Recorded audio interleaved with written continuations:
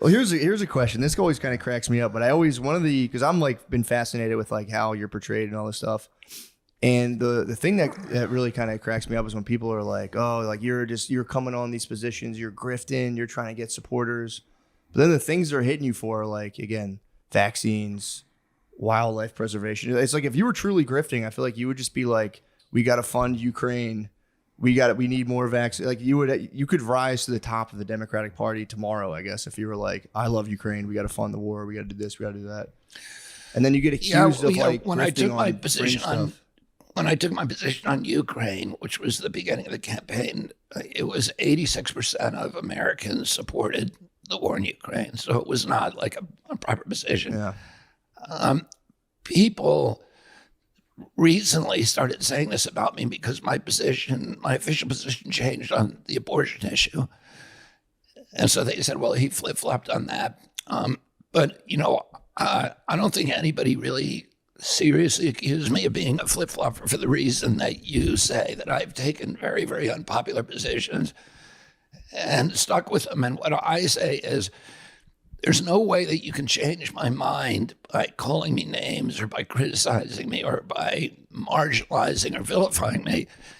You can always change my mind with facts. If you tell me I'm wrong about it, show me that I'm wrong about something, about one of my presumptions, I'm going to change my mind. And that's what happened with the abortion thing.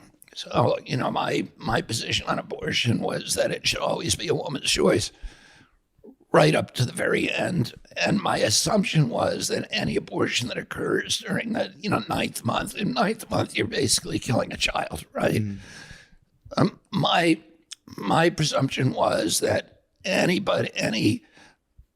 no woman's going to deliberately carry a child for 9 months and then 2 days before it's born abort it.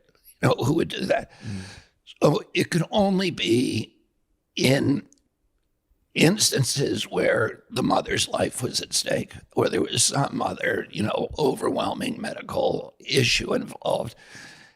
And that it shouldn't be up to a bureaucrat of the state to dictate the outcome of those kind of decisions. It should be up to the mother, her relationships with her family, her conversations with her pastor, with her doctors, et cetera. It's a very difficult decision. I don't want a bureaucrat making it. But then I learned I was wrong, that there are actually a huge amount, comparatively, of elective abortions at that time. And my belief is that, the state at that time, you've got a wholly formed, viable child, that the state has some interest in protecting that baby. So as you guys know, you come from presumably Irish Catholic families. Yeah. My family is split about this, about, right to life, right to choice. I've been a medical freedom advocate. I've been I've been the leading advocate in the country for medical autonomy, freedom of choice. So I think the woman should always choose, but in this case, if it's a fully formed baby, that the state does have some interest in protecting that life. Yeah, but that's kind of, for me, that's kind of your charm, where you'll like wade into these very murky waters where most times it's just like a one word answer, like I'm for blah, blah, blah. And it's just like, you're like kind of actually going into it being like, well, I support medical autonomy. And they're like, what about late term abortion? You're like, all right, son of a bitch.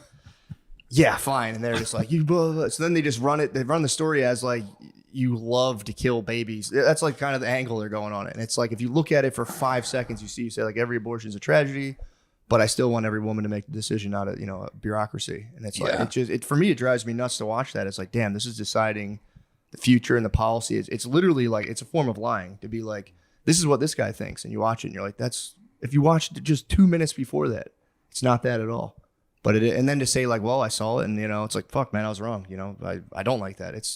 I don't think it's flip-flopping. It's just being like, let me have all it's almost an impossibility to expect one person to have the right answer on every major issue in the country. And that's what the president is expected to do. Start to finish. Some people just lie. So then the presidents just lie, or they just like research, get demographics, and they say, this is what I'm going to say. It's almost like if someone agrees with everything you think, they're probably just lying, So I do applaud your ability to like wade into those waters and be like, here's what I think. You get the data, you go, okay, yeah, shit, all right. I'll think about that, differently. So I don't think it's flip-flopping. It's like actually thinking issues through rather than having team of people be like, say this about that, get the vote, and then, business as usual. So I just wanted to commend you. That's all. Give some positive vibes.